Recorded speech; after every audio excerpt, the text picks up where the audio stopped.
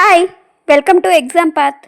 మనం ఈ వీడియోలో కంప్లీట్ మోడర్న్ ఇండియా 15 మినిట్స్లో 1885 టు 1947 చూద్దాం. ఇది అన్ని competitive exams, banks, SSC, RRB, state wise exams, police అన్ని ఎగ్జామ్స్కి హెల్ప్ఫుల్ అవుతుంది. సో వీడియో స్కిప్ చేయకుండా చివరి వరకు చూడండి.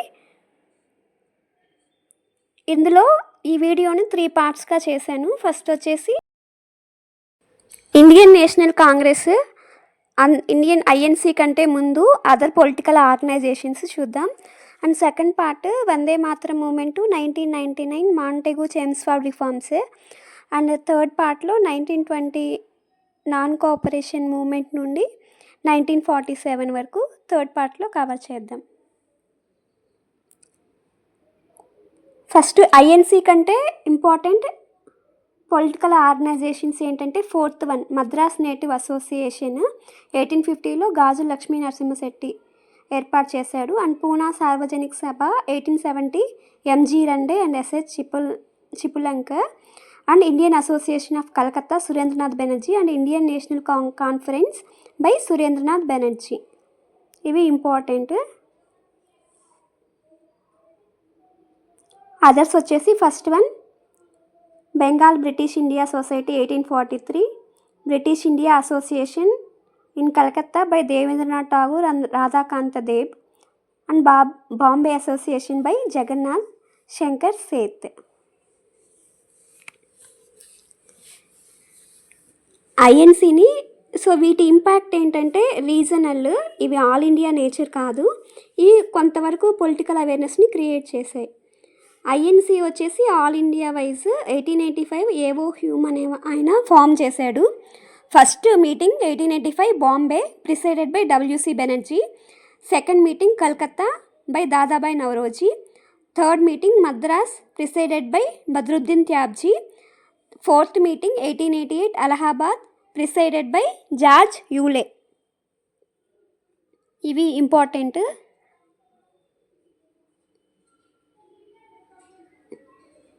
And 1888 George Yule first Anglo Indian president of INC. So national movement 1905 to 1918. So moderates ఒకవైపు, ఎక్స్ట్రీమిస్ట్ ఐడియాలజీ ఒకవైపు. మోడరేట్స్ వచ్చేసి PPP, ఎక్స్ట్రీమిస్ట్ వచ్చేసి స్వరాజ్య as there goal and they have belief in the capacity of masses. కానీ మోడరేట్స్కి masses మీద నమ్మకం లేదు. So ఈ టైంలో పార్టీషన్ ఆఫ్ బెంగాల్ అనేది అనౌన్స్ చేశారు జూలైలో. అండ్ అక్టోబర్ 1905 అనౌన్స్ చేశారు. మెయిన్ ఎయిమ్ ఏంటంటే బెంగాల్ని వీకెండ్ చేయడం, ఎందుకంటే it is the nerve centre of nationalism. అందుకని బెంగాల్ని స్ప్లిట్ చేస్తే మూమెంట్ అనేది సప్రెస్ అవుతుందని వాళ్ళ నమ్మకం అనమాట. సో ఫస్ట్ మోడరేట్స్ అనేవాళ్ళు లీడ్ చేశారు ఈ ఫేస్లో 1902 to 1905. సురేంద్రనాథ్ బెనర్జీ, కేకే మిత్రా వీళ్ళంతా లీడర్స్. వీళ్ళ మెథడ్స్ తెలుసు కదా, PPP public meetings, petitions and propaganda via newspapers and pamphlets. So extremist second 1905 to 1908లో టేక్ ఓవర్ చేశారు. లీడర్స్ లాల్ బాల్ పాల్. వీళ్ళ మెథడ్స్ వచ్చేసి boycott of foreign goods, swadeshi, national education and samitis and self reliance. Mass participation అనేది జరిగింది ఈ మూమెంట్లో. Students, women, peasants, middle classes spread to towns and cities, not to villages. Muslims largely kept away. Decline అయింది.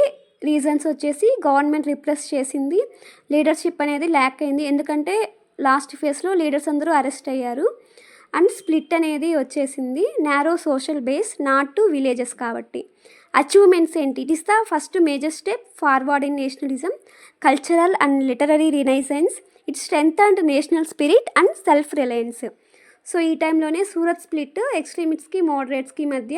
It is led to division in the Congress and weaken of Congress.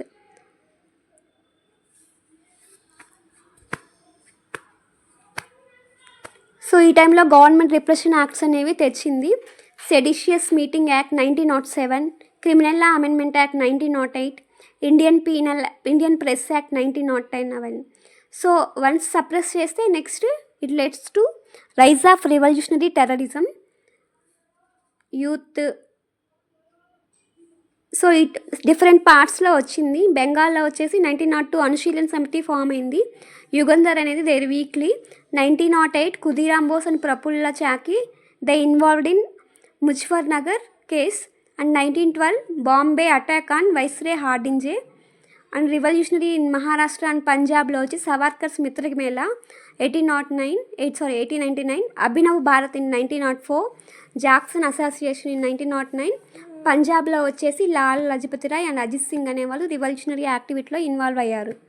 అబ్రాడ్లో వచ్చేసి Shyamji Krishnavarma's India house, Madan Lal Dhingra killed Curzon Wyllie and madam comma published Vande Mataram. So ఈ టైంలోనే ఇండియాలో Minto Morley reforms 1909 announce aimed at dividing nationalist. ఎలా అంటే separate electrodes to Muslims.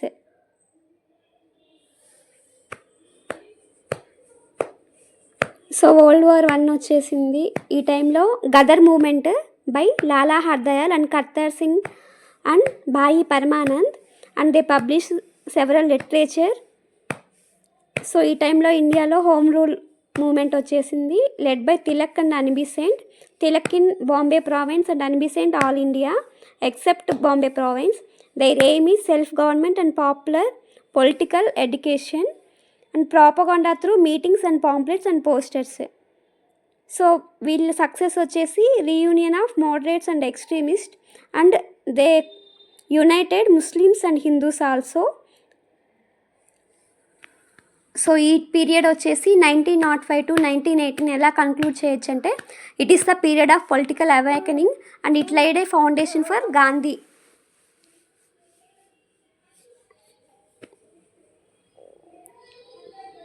So next 1919 నుండి 1947 మధ్య చూద్దాం. So world war 1 అనేది ఎండ్ అయింది.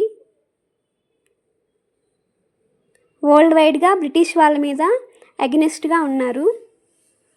సో ఈ టైంలో ఇండియాలో 1919 మాంటెగో చేమ్స్ వార్ రిఫార్మ్స్ వచ్చేసాయి. It introduce dyarchy in provinces, subjects divided into reserved and transfer list, franchise అనేది ఎక్స్పాండ్ చేశారు, central legislature become bicameral. Negatives ఏంటి? డయార్కీ అనేది two complex, limited franchise, executive not responsible to legislature. So ఈ 1919లో so Jallian Walabagh కూడా జరిగింది. So Gandhiji activism చూద్దాం. First south ఆఫ్రికాలో he formed natal Indian Congress and started Indian opinion. He lead Satyagraha against discrimination for blacks. So 1916లో India వచ్చాడు. 1917లో Champaran satyagraha, first civil disobedience, second Ahmedabad mill strike, first hunger strike, Kheda satyagraha it's first non cooperation and Rowlatt satyagraha first mass strike. All he succeeded. So 1920లో non cooperation movement launch చేశాడు and Khilafat movement కూడా side by side. Khilafat movement అంటే favourable treaty for Turkey అనేది demand. So non కోఆపరేషన్లో వచ్చేసి పంజాబ్ రాంగ్స్కి responsible వహించాలి, ఎందుకంటే Jallian Walabagh ఇన్సిడెంట్కి and establishment of స్వరాజ్య అనేది కూడా డిమాండ్స్ అనమాట. టెక్నిక్స్ అనేవి ఇవి: బాయ్కాట్ చేయాలి ఫారెన్ క్లాత్ని, స్కూల్స్ని, గవర్నమెంట్ ఆఫీసెస్ని. ఈ 1920 నాగ్పూర్ కాంగ్రెస్ సెషన్లో మన గోల్ అనేది attainment of Swarajya by peaceful మెథడ్గా పెట్టుకున్నాం. But in Chauri Chaura incident 1922 ended this non cooperation movement. So మనం పీస్ఫుల్గా వెళ్తున్నాము, సో పోలీసులను చంపేయడంతో ఈ మూమెంట్ అనేది గాంధీ ఆపేశాడు, వైలెంట్గా అవుతుంది అని.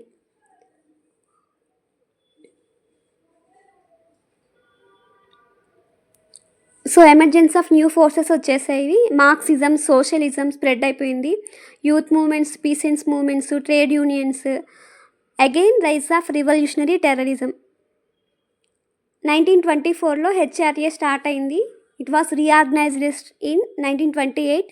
కాకరీ robbery, Saunders murders and parliamentary bombing. So ఇందులో ఇన్వాల్వ్ అయిన భగత్ సింగ్, రాజ్గురు, సుఖ్దేవ్ని 1931లో హ్యాంగ్ చేశారు.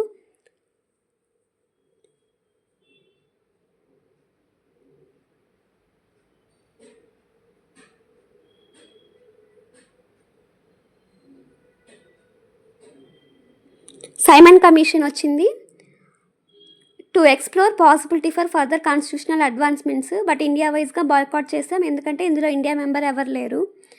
So after that Nehru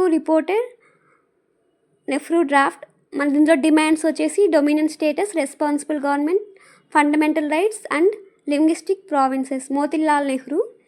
so after that Jinnah కూడా 14 పాయింట్స్ అనేది డ్రాఫ్ట్ చేశారు, బట్ ఏమీ అప్రూవల్ చేయలేదు.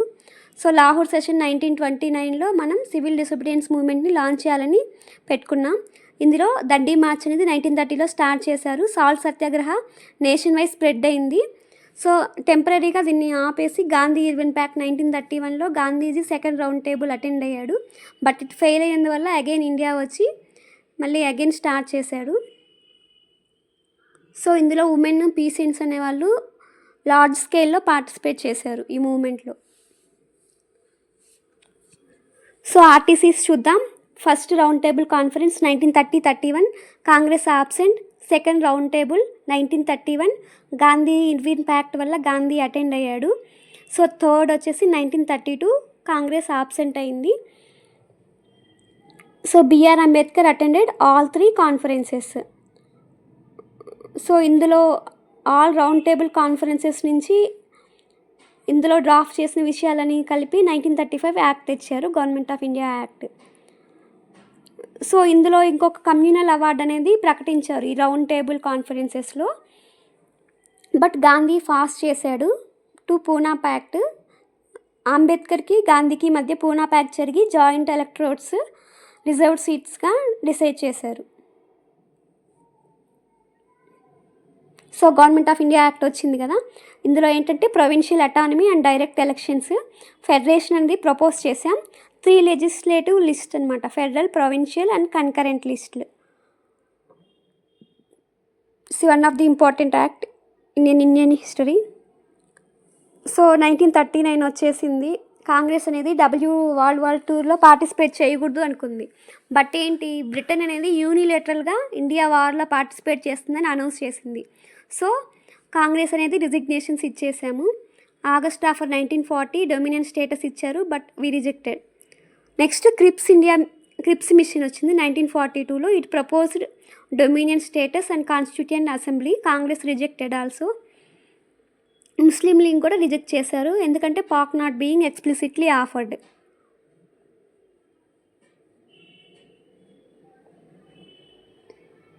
So last moment quit India movement, it launched at Bombay. Mass arrest and underground attacks. So leaders అందరినీ అరెస్ట్ చేశారు. మూమెంట్ అనేది ప్రజల చేతిలోకి వెళ్ళిపోయింది. Parallel government in UP, Bengal and Maharashtra and do or die అనేది గాంధీ ఇచ్చాడు. So after that Rajaji formula and Desai Liaquat pact 1944 they proposed cooperation with Muslim League, but League rejected demand for partition.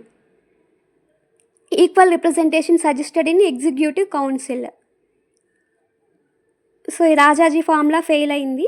Next Wavell plan and Simla conference.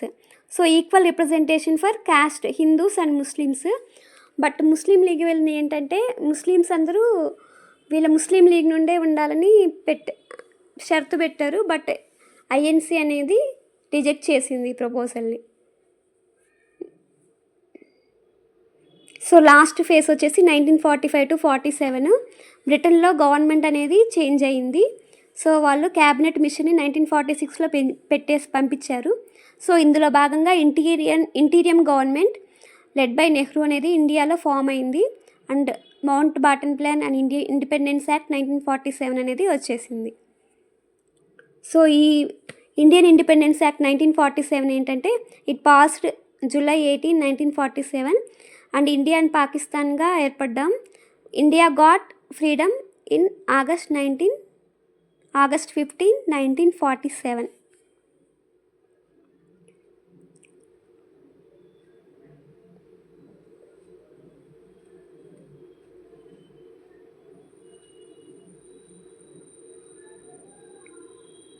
Thank you. I made this PPT based on Spectrum Modern India. If you like this, please subscribe. Thank you.